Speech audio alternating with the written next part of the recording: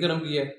जज साहब ने माशाल्लाह से बड़ी अच्छी डायरेक्शन दी है, जिसमें एफआईआर लॉन्च हुई है हमारी। अब एफआईआर में मतलब कि 498 ए सेक्शन और 406 सेक्शन जो है ना वो अट्रैक्ट हुई है, वो जी। लगाई है पुलिस ने।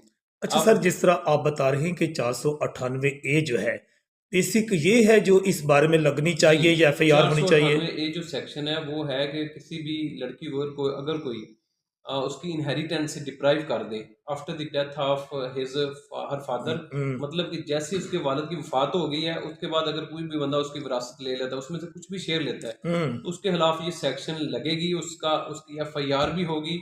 और इसका क्या होता है कि ज़्यादातर पुलिस इसको सिविल मैटर डिक्लेयर कर देती है, पुलिस एफआईआर लॉन्च नहीं करती। हम पुलिस के पास भी इंक्वायरीज में जाते रहे हैं, हम्म। तो पुलिस को तो मतलब ज़्यादातर इस जो सेक्शन का उन्होंने कहा कि आज तक हमने इसकी एफआईआर दी ही नहीं है। ये हम्म। तो कोर्ट ऑर्डर करेगी, मतलब कोर्ट सिविल मैटर्स डिक्लेयर करेगी, उसके बाद जो आपकी एफआईआर हो सकती है।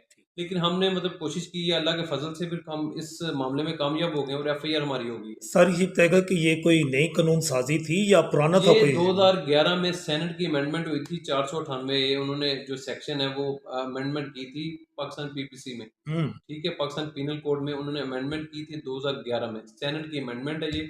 और ज़्यादातर लोगों को इसका नहीं इल्म नहीं है। कम से कम लोगों को पता होना चाहिए कि अगर कोई बंदा किसी भी लड़की को या किसी भी लड़की को जो है ना वो उसकी इनहेरिटेंस से डिप्राइव करता है, हम्म। तो उस बंदे को 10 साल सज़ा हो सकती है और 1 मिलियन तक उसको फाइन हो सकता है। अच्छा। और ये आप कोशिश करें, आप इस तरफ भी मतलब क्रिमिनल की तरफ प्रोसीडिंग की तरफ जाया करें, और अगर एफआईआर हो जाए तो ये एक स्पीडी रेमेडी है, आप इसको अवेल कर सकते हैं। तो इससे अब बेहतर ये होगा कि आप वो अप्रोच करना शुरू हो गए हैं लड़की को। अब उन्होंने उसका जो शरई हिस्सा बनता है वो उसको देंगे, इंशाल्लाह ताला मिलेगा उसको। अच्छा सर, आखिरी सवाल आपसे कि इस वक्त बहुत ज़्यादा ख़वातीन जो है उनके केसेस ज़ेर समात हैं, दीवानी केसेस बना दिए जाते हैं।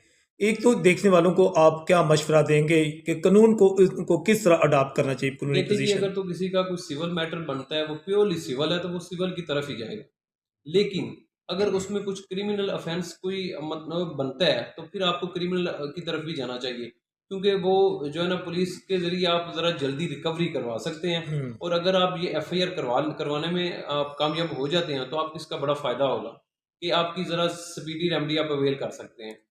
जी नाज़रीन, बिलाशुबा चौधरी जहांज़ेब आज़म सिद्धू, इन्होंने जिस तरह पाकिस्तान की तारीख की एक पहली एफआईआर 498 ए ज़ेर दफ़ात वज़ीरत पाकिस्तान के तहत दर्ज करवाई है, तो यकीनन जिन ख़वातीन को उनकी वरासत से महरूम किया जाता है, उनके लिए ये एक नया रास्ता ओपन हुआ है कि वो अदालतों के ज़रिए, और वैसे तो आम अफसरान को भी, पुलिस अफसरान को चाहिए कि जो डायरेक्ट भी इसकी एफआईआर दर्ज करें।